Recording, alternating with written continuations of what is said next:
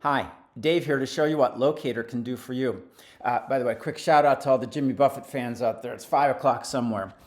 In short, Locator will help you find your files much faster and more reliably, whether they're on your PC or Mac, or on an external drive, a network drive, or a cloud drive. Microsoft OneDrive, somewhere in Teams, somewhere on SharePoint, Google Drive, iCloud, or Dropbox, with lots more to come. Let's get started with how to download, install, and configure Locator. We're going to start out at the website, locator.com, and you'll see there's two different ways to start downloads. I'm going to click the Download Locator button here, and I'm going to show you how to do this on Mac, but it's even easier on Windows.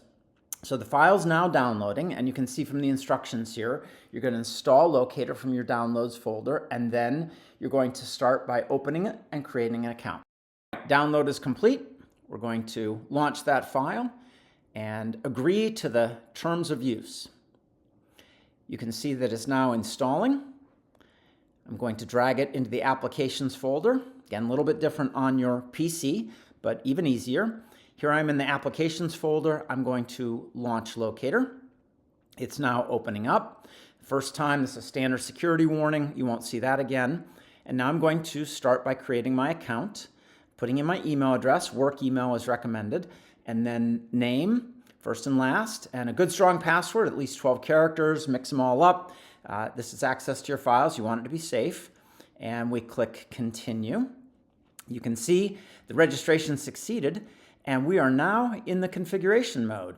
We're on what's called the Locations configuration screen, and I'm going to click to add access to standard folders. You can see 6 folders just appeared. I'm giving the permissions to Mac to allow access to these various folders, and I now have those as connected locations. If you want to add other folders that weren't part of the standard set, you just click Other Folders and navigate to the folders you want to add. I'm going to add screenshots here and click Save. So those are all local on my Mac, again, or on your PC.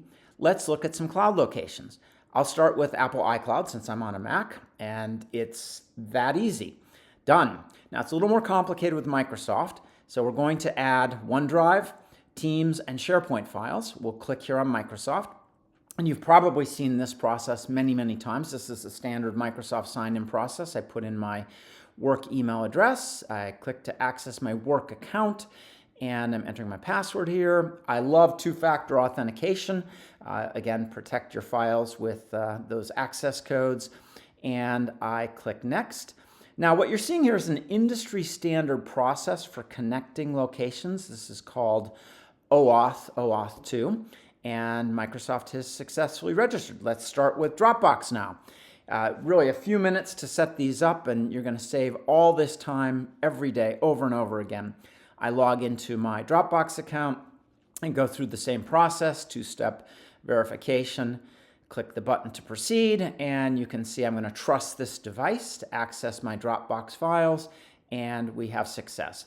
Similarly, I've done Google Drive, and you can see now they're all connected locations. I am ready to go. The close button is in the upper right. Click that, and if you like, take a short tour of Locator, and then we'll get started locating our files.